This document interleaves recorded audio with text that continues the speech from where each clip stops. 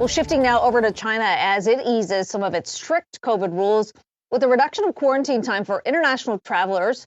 That's by 2 days. Let's bring in Yahoo Finance's Anjalee Khemlani, who's tracking this. Anjalee, we saw a big rally on the back of this. It's not quite the full lifting of the restrictions, but it is a step, at least in investors' eyes, in the right direction.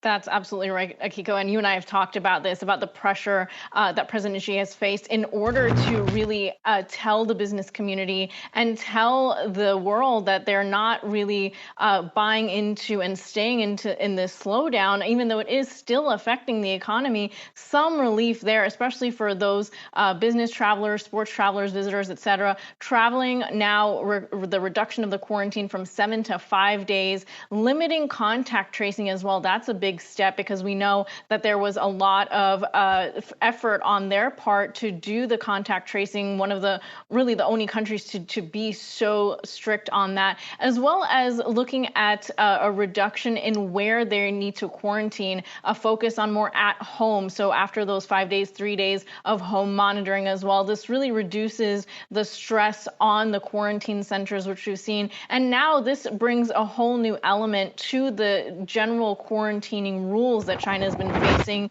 We've talked, about how they've been looking at the dynamic zero COVID policy, but still sticking to that COVID policy as well, trying to limit where and how much the shutdown is, looking at neighborhoods, looking at school districts. We've seen several school districts go online now that the cases are surging again to what is a high for the area. The zero COVID policy, for all its pains, has kept cases down from what we know, but now they're seeing a surge once again this year for the second time this year.